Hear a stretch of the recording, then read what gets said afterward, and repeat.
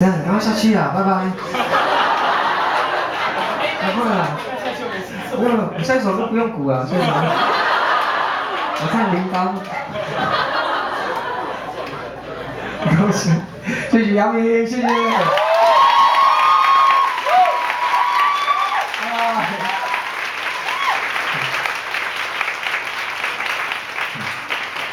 他们真的是义务帮忙的一群朋友这样，然后每次表演我都不好意思都没有给他薪水的，他是很乐意来表演。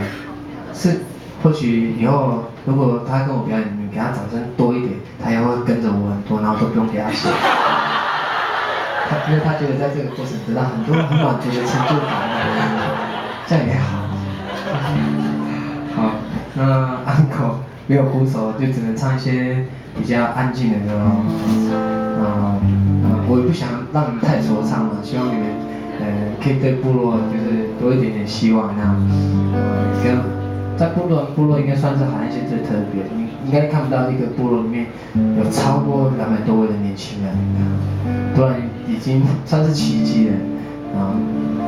比较少这样的状态，然后我也很希望可以一直保留这样的气氛，让很多年轻人愿意回去部落奉献，不是只有，比如现在不是只有署名，我觉得只是我一个发起的，你们是我最重要的力量的来源，所以我也很欢迎你们，一起来部落里面看一看。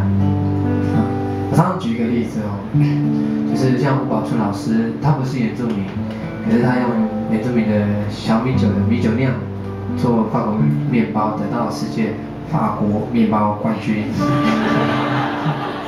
魏德胜导演也不是原住民啊，可是花了将近12年时间，不断的去采集，然后把原住民的历史故事拍成耗资6亿的台湾史上最庞大的一个电影。原住民是这里分享的族群，然后我希望不是只有活在博物馆或者故宫里面，我希望活在当下。所以其实靠着文化的分享跟认同，我觉得原住民的力量会越来越大。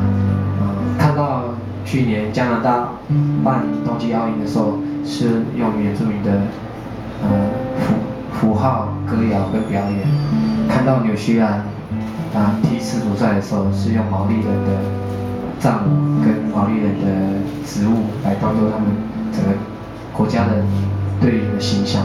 我很开心，他们这么少人的族群，可以在他们国家里面被认同，而且被喜欢。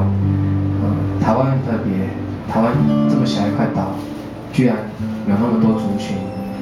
平地人就分3种，闽南、客家跟外省，原住民更复杂，是14族，还有越来越多族还要准备证明。但是每个文化就像一颗一颗的宝石，所以台湾很特别。台湾有很多不一样的宝石，那我觉得这个是有机会跟大家分享更多。然后我自己是阿美族，然后所以我希望我可以用最大的力气，然后跟大家分享这样的文化的美好。铃铛是阿美族年轻人参加部落祭典最简单的一个浮动的配饰，绑在男生身上，代表跟妈妈的联系。在还没有结婚之前，男生都没有办法把铃铛系下。其实他没有成为父亲之前，他永远是母亲的孩子。阿美族母系社会，这首歌《铃铛》献给各位。